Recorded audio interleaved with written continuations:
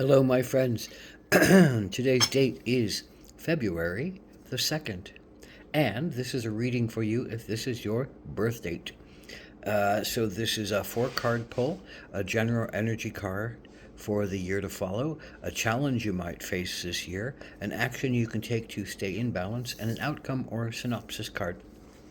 And this is the general energy card. It is the shadow. So, what does the shadow ask you to reflect upon this year? Well, the shadow is that place where we send all the things that we don't like about ourselves, all the things that we want to avoid, all the things that we hate, all the things that we don't uh, want to see the light of day because we're afraid of what they're going to say about us. We're afraid of what others are going to think about us. We're afraid of what we are going to think about ourselves. We often don't like the things that we place in the shadow. Sometimes we place in the shadow those things that are better off to be hid because somebody might be mad or hurt about them, or that we have some kind of secret that we need to keep for someone else in honor to love them and protect them. But most of the time, the shadow elements are those things that we push down deeply into our being, and we hide from them and we don't want to see them.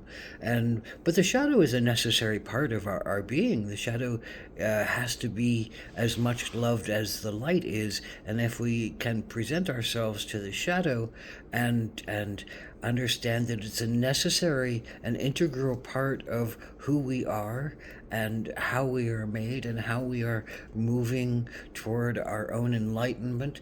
And if we don't put so much negativity on the shadow, trying to push it to be something different than what it is, we often add more pain to our shadow. Just the process of, oh, I don't like you and I hate you and I need to know what you are and I'm going to push you out of me. Well, that's casting a shadow that really almost always wants to just be loved and understood and respected for, why it occurred and what really happened, and what is the truth underneath it. And it's usually about not feeling, it's usually about feeling abandoned or unwanted or unloved, or some other tag that society or family or somebody else or yourself has put onto something that you did or said or gravitated toward, but then found that it was not the best thing for you in that time. So the shadow holds a lot of power, and the more negative power we give to the shadow, the stronger the shadow becomes, and the more positive energy we give to the shadow, and acceptance, and looking at the vulnerability and listening to the depth of its pain, the more do we learn how to have love and compassion in our lives for ourselves but for others. So the shadow is really here to help us to grow and to help us to learn how to thrive and not give our power away to the negatives that we think about ourselves. So what is your particular challenge? Well, the Three of Cups. I always see the Three of Cups as a sense of friendship, as a sense of mutual cups, heart shared. There's children around the table playing games. It's the essence of people joining together to just play, to just be at ease, to be at peace, to make music, to play games, to live life, to be vulnerable, to share experiences. So that's your challenge, though. It's your challenge to be open and be vulnerable, I think. It's your challenge to share with your friends something that is maybe disturbing to you. Or it's the challenge of one of your friends who has something inside of them that doesn't know how to be shared, and thereby some kind of friction results, whether it's coming from you, or whether it's coming from someone else who doesn't want to look at the pain inside of them. There needs to be an openness. There needs to be a willingness to share something. But it seems like it's very hard this year on some level at some point to be vulnerable with people you have learning how to trust, or maybe have trusted for a long time, but there's something inside of you or someone else that is really very painful. So this is the action to take. And what is rabbit except well, they give the rabbit the tag of fear. It doesn't really do much to be able to protect itself except to be highly aware. It freezes when it's scared, and then when it thinks it has to, or has a chance to, it runs fast to its burrow. And but rabbits have fed much of the world for a long period of time. So rabbits, I think on some level are saying, you know, what you cast out is what you project. Oh, please, rabbit in the middle field. Oh, please, eagle, don't eat me. Oh, please, coyote, don't eat me. Oh, please, fox, don't eat me. Oh, please, don't eat me. Don't take my life. Don't make me afraid. But the rabbit, has that sense of, fear. Look at the bunny's eyes. There's a lot of fear in them, but as well as a lot of love and tenderness and gentleness.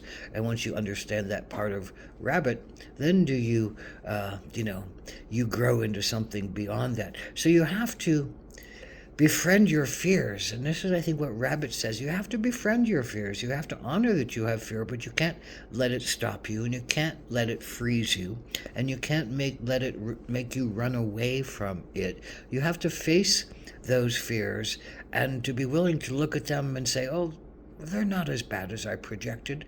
They're not as tough as I feared. They're not as devaluing as I gave my power to, because I'm really, a good person, and I really have a lot of love and care and tenderness to share.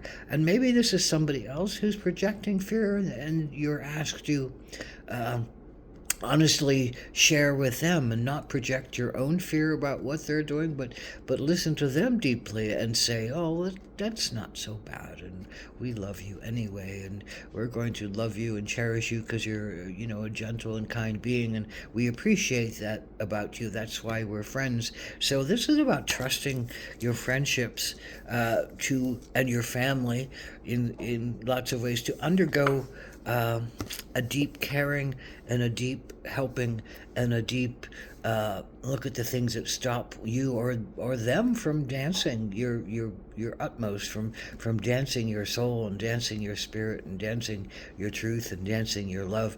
In order to grow, we have to be more vulnerable, and we have to honor with our heart the pain that our soul has shoved down inside of us to hide the parts of ourselves that are our shadow. We need the shadow.